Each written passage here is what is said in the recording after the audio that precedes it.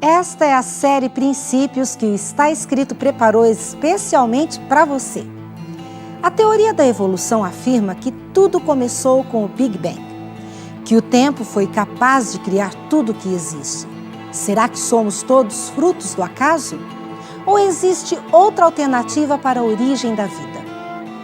Hoje o Está Escrito convida você a pensar e refletir na pergunta: como surgiu a vida?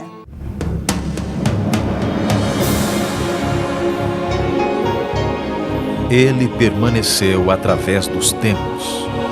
O livro de Deus, a Bíblia, indispensável em nosso mundo complexo.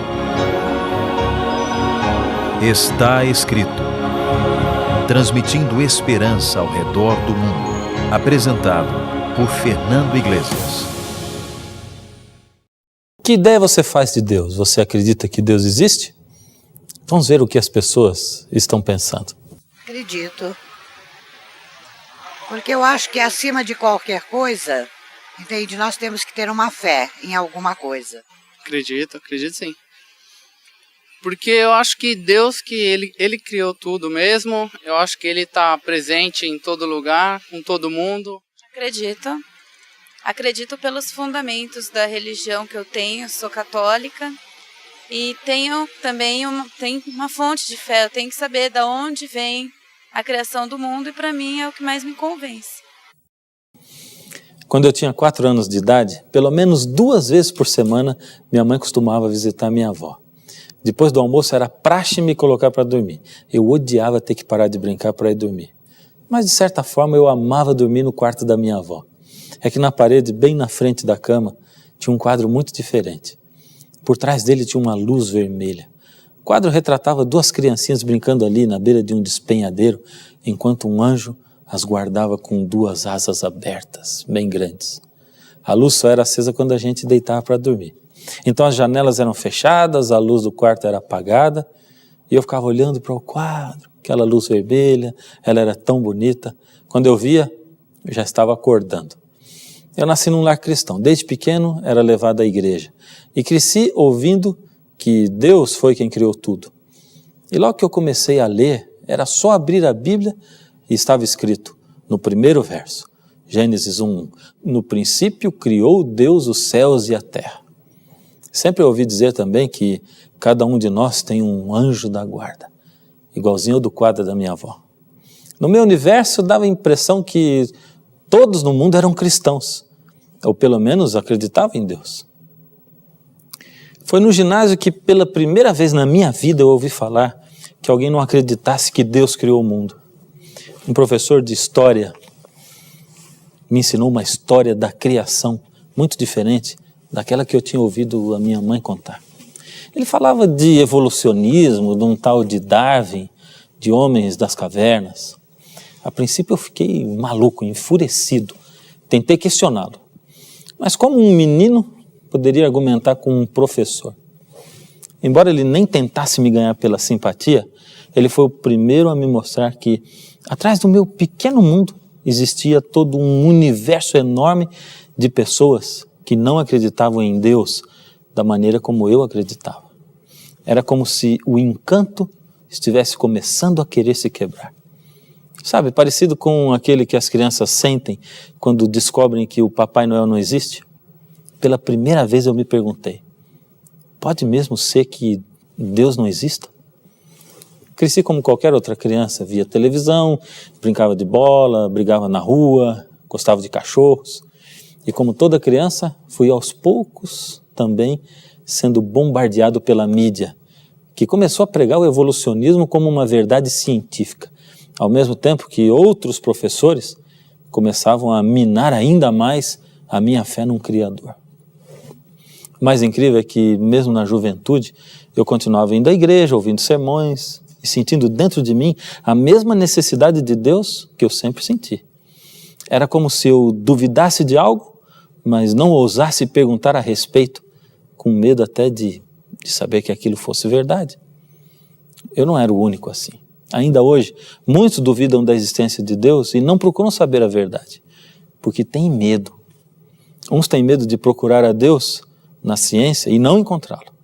Outros têm medo de encontrá-lo. Então um dia aconteceu. Eu tive que tomar uma decisão. Eu estava no colegial e, como sempre fazia, mesmo sem argumentos, eu desafiei a minha professora de história. Como eu desafiei, ela me desafiou de volta e me pediu um trabalho que deveria ser apresentado de forma oral. Um trabalho falando sobre criacionismo, evidências científicas de que existe um Deus criador. Nem a minha professora podia imaginar o quanto aquele trabalho foi importante para mim. Ela conseguiu acabar com a minha dúvida. Nunca mais me conformei em ficar enquadrado ali naquela classe de pessoas que sempre se conformam em aceitar tudo simplesmente pela fé. Você gostaria de saber o que foi que eu apresentei naquele trabalho? Logicamente que eu não tenho mais o trabalho hoje, mas as bases de tudo que eu estudei e do que me convenceu estarão no que você vai ver agora no nosso programa.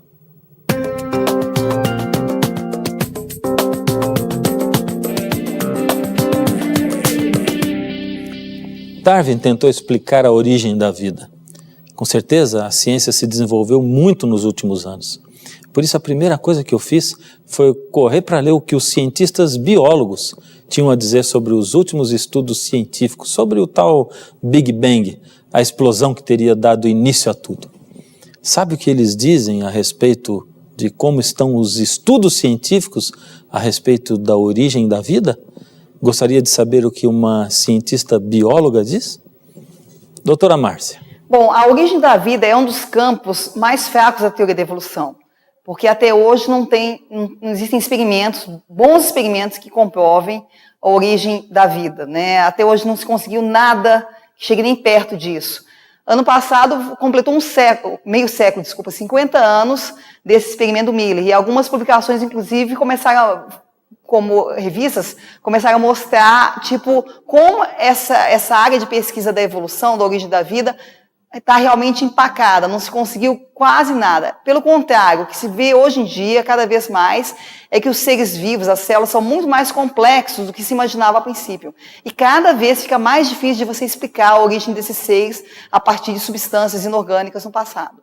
E alguns pesquisadores, então, eles fizeram alguns cálculos para poder saber qual seria a probabilidade de você ter uma proteína dessa sintetizada ao acaso. Ou seja, quanto tempo você demoraria para ter isso. Então, se você tiver aceitar as estimativas de que haveriam muitos aminoácidos presentes numa sopa primordial, 10 elevado a 44 aminoácidos, e se você puder simultaneamente adicionar um novo aminoácido a cada uma dessas 10 elevado a 44 cadeias de proteínas em formação, e se você adicionasse um aminoácido por segundo, sem parar nenhum momento, você precisaria de ter um período de 10 elevado a 23 anos para ter a probabilidade de 95% de obter uma proteína. No caso do exemplo aqui, seria uma proteína chamada citocromo C, que é uma proteína que existe em praticamente todos os seres vivos. Então, você precisaria de 10 elevado a 23 anos, ou seja, 10 com 23 zeros na frente, para você obter uma proteína se você fizesse a coisa dessa forma casual. Só para vocês terem uma ideia, 10 elevado a 23 anos é 10 trilhões de vezes mais do que a idade que se aceita geralmente para o universo. Então, isso daí é um sinônimo de uma coisa impossível, né? Ou seja, é realmente impossível você formar uma proteína com essa informação, com esse conteúdo, uma proteína que realmente funcione. Agora, imagina que aquela bactéria mais simplesinha, ela precisa de mais de 400 genes e mais de 400 proteínas para poder funcionar corretamente. Bem, como eu sempre tinha ouvido falar que tudo surgiu de uma única bactéria, eu tinha duas perguntas importantes. Primeiro, os cientistas que acreditam na evolução nunca conseguiram responder. Eu entendo que eles digam que tudo se originou dessa tal bactéria inicial, porque ela é muito pequenininha. Mas de onde essa bactéria inicial surgiu? Do nada? Segunda pergunta, será que essa tal bactéria inicial é algo tão simples assim que pode aparecer por acaso? Que tal saber da doutora Márcia? Mas quanto de informação genética tem no DNA de uma bactéria? Ou seja, quantos genes? Gene é aquela unidade que vai produzir uma proteína e vai assim dar uma característica para o organismo, né? Então, por exemplo, nós temos olhos azuis porque nós temos genes que determinam a coloração azul do olho, a coloração escura do olho. Então, as bactérias, só para comparar, uma bactéria muito simples, a mais simples que se conhece é a Mycoplasma genitalium. Essa é uma bactéria parasita e ela possui cerca de 471 genes. Então, vocês vejam que isso daí é muita informação genética, uma quantidade muito grande de informação genética. E essa bactéria que é parasita, ela não precisa de tantos genes, porque grande parte do que ela precisa, ela tira da célula onde ela vive. Mas vamos ver então uma bactéria de vida autônoma, ou seja, que sobrevive por si própria. A Escherichia coli é um bom exemplo, é uma bactéria que vive dentro do intestino humano e ela é considerada então autônoma, consegue viver independente de outras células. Ela tem cerca de 4.288 genes. Ou seja, muita informação genética. Então, quando a gente pensa em informação genética, de onde veio essa informação genética? Quando você pensa em informação, tipo palavras, linguagem escrita, alguém criou essa informação. Então, quando você pensa em informação genética também, como é que essa informação genética pode ter surgido do acaso? Isso é uma das grandes dificuldades que a teoria da evolução tem para explicar. É por causa de coisas assim que Einstein fez a seguinte declaração: a ciência sem a religião é manca, e a religião sem a ciência é cega. Mas não era só Einstein que acreditava em Deus. Entre os cientistas, Nicolau Copérnico, Galileu Galilei, Blaise Pascal, Isaac Newton, Louis Pasteur, Wernher von Braun. Mas e os cientistas de hoje, creem em Deus? Embora as pessoas achem que para ser cientista não pode acreditar em Deus, na verdade é ali, meio a meio. Quase a metade dos cientistas acredita em Deus. Recentemente foi divulgado o resultado de 2 pesquisas feitas com cientistas a respeito das suas crenças religiosas. A primeira foi realizada em 1916. 40% dos cientistas avaliados disseram acreditar em Deus. 45%, só 5 a mais, disseram não acreditar em Deus. 15% não responderam. O mais interessante é que a pesquisa foi repetida em 1996, 80 anos depois de tanto desenvolvimento científico. E sabe qual foi o resultado? 40% dos cientistas disseram acreditar em Deus, 45% disseram não acreditar em Deus e 15% não responderam. Por que será que mesmo depois de 80 anos de desenvolvimento da ciência, um desenvolvimento tão grande, a crença dos cientistas em Deus não mudou?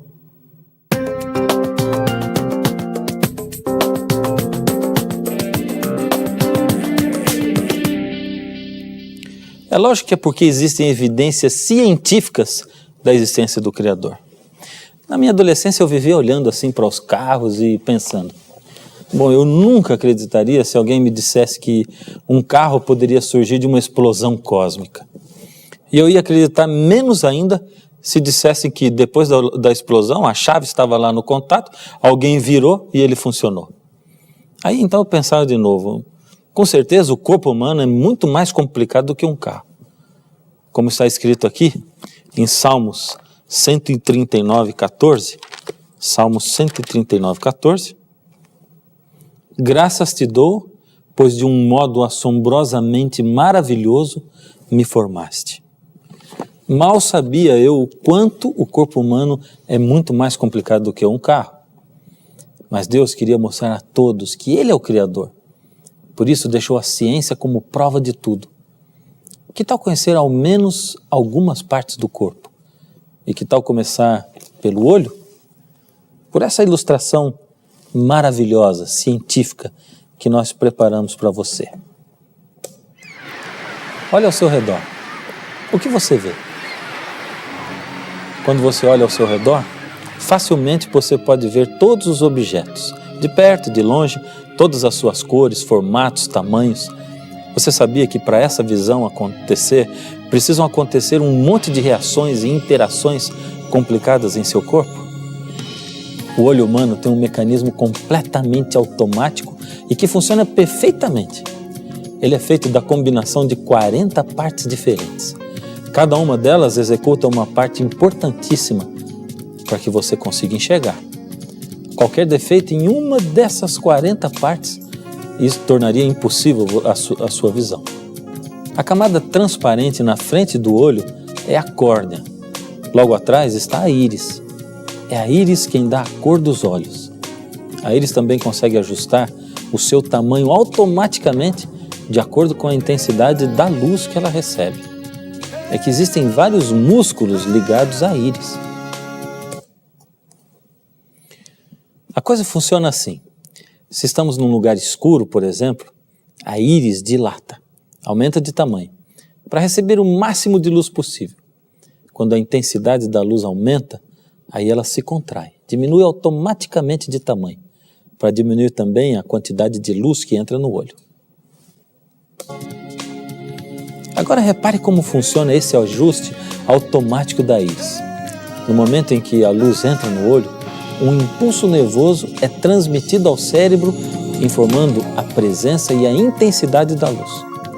O cérebro imediatamente manda de volta um sinal e dá a ordem para que os músculos se contraiam mais ou menos. Vamos supor que estamos olhando uma fruteira de cristal cheia de frutas. Os raios de luz que vêm dessa fruteira para o nosso olho passam através da córnea e da íris e são focalizados na retina pelo cristalino. São as células da retina que percebem a luz. Mas o que acontece na retina para que as suas células percebam essa luz? Quando as partículas de luz atingem as células na retina, elas produzem um efeito em cascata, como se fosse uma fila de pedras de dominó bem arrumadas uma do lado da outra. A primeira pedra de dominó nas células da retina é a molécula chamada 11-cis-retinol. Quando um fóton de luz chega até ela, essa molécula muda a sua forma. Isso força a mudança de forma de outra proteína, a rodopsina, porque as duas estão fortemente ligadas. Agora a rodopsina também toma outra forma para poder se ligar a outra proteína, chamada transducina. A transducina já estava presente na célula, mas elas não podiam interagir antes, porque as suas formas eram incompatíveis. Bem, agora depois dessa junção toda, outra molécula chamada GDP também se liga ao grupo.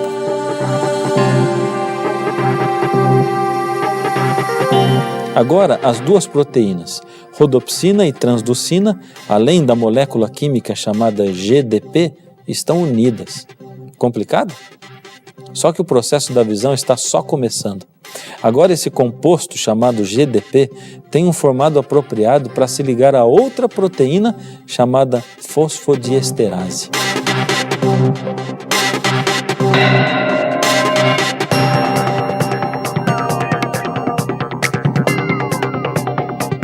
Depois dessa união toda, o formato da molécula que foi produzida vai começar a ativar uma série de reações químicas dentro da célula. Esse mecanismo muda toda a concentração de íons sódio na célula e produz energia elétrica. Essa energia elétrica estimula o nervo que fica atrás da célula da retina.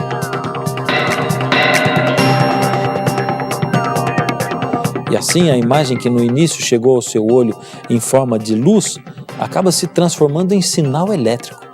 Esse sinal contém a informação visual sobre os objetos observados. E agora, o que acontece com esses sinais elétricos? Bem, para que a visão funcione, os sinais elétricos têm que ser transmitidos para o cérebro, lá no centro da visão. Só que as células nervosas não estão conectadas umas às outras. Existe um pequeno espaço entre os seus pontos de contato. Como então os estímulos elétricos continuam o seu caminho?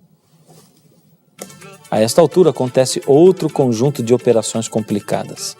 A energia elétrica é transformada em energia química e ela faz isto sem nenhuma perda de informação do que está sendo transportado.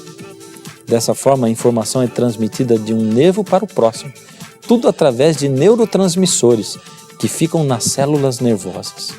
No momento em que ele é transferido para o próximo nervo, o estímulo é novamente convertido em sinal elétrico e continua o caminho até chegar ao cérebro. Muito bem, o sinal chegou ao cérebro, no centro da visão. Mas como o cérebro pode saber que coisa é aquela que o olho viu? Bem, ao receber o sinal, o cérebro pega a informação, vai lá no arquivo cerebral e compara com as coisas que ele já viu antes. Depois de fazer a comparação, ele interpreta que aquilo é uma fruteira de vidro. Todas essas operações incríveis acontecem em uma fração de segundo. Só que enquanto isso, milhões de outras operações e reações continuam acontecendo em nosso corpo ao mesmo tempo e sem parar. Agora leve em consideração de que no tempo de Darwin, a ciência era iniciante e ele não sabia nada disso.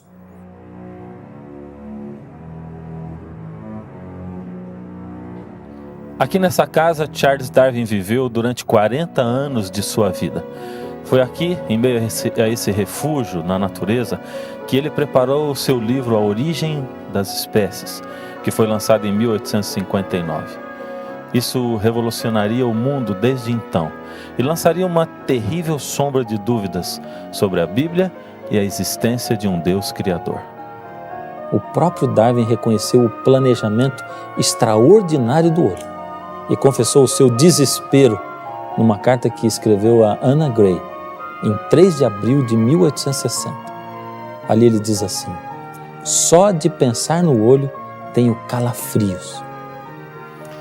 As teorias de Charles Darwin escandalizariam o mundo da sua época. A igreja e a própria rainha Vitória se colocariam contra ele. Hoje a situação é bastante diferente. Não é à toa que nós encontramos o rosto de Charles Darwin estampado na nota de 10 libras ao lado do rosto da rainha Elizabeth II.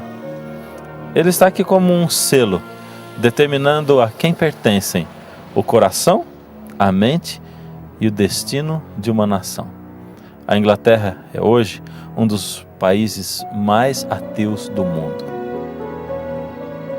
Você acha mesmo que todas essas reações tão complicadas e tão bem sintonizadas e sincronizadas que acontecem no olho aparecem por acaso? De uma explosão?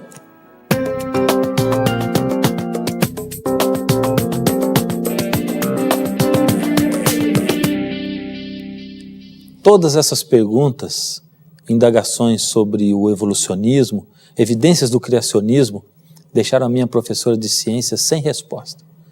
Mas teve alguma coisa que fez com que ela ficasse muda.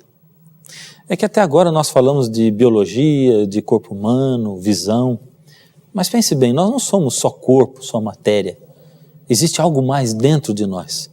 Nós pensamos, raciocinamos, temos capacidade de transcender, de pensar em Deus.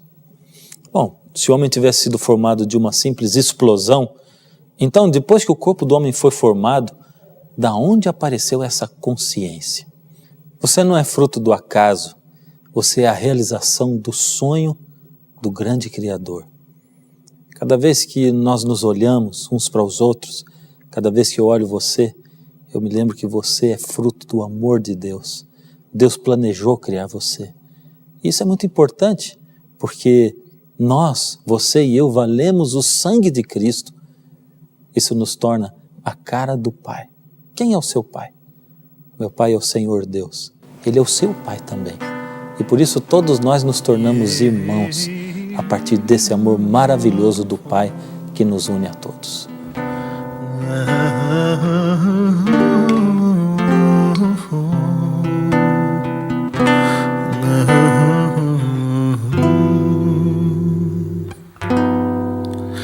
Quando eu olho pra você, eu me lembro que Deus criou você e amou você.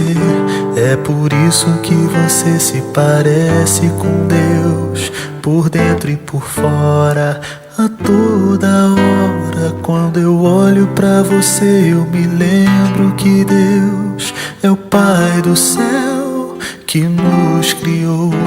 É por isso que você se parece comigo. É meu irmão, é meu irmão. Você vale o sangue de Cristo.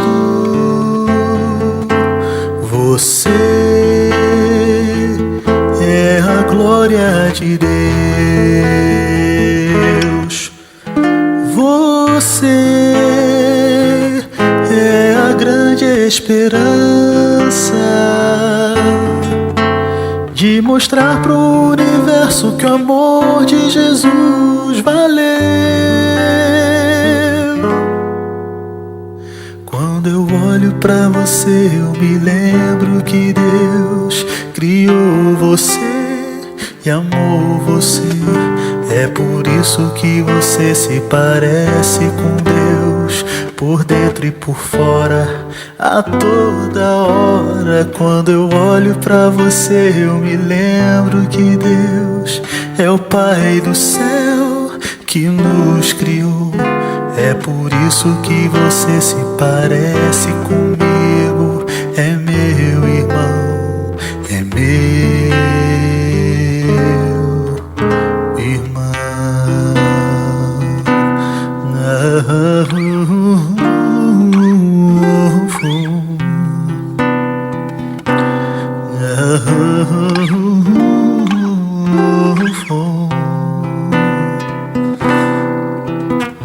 É por isso que você se parece comigo.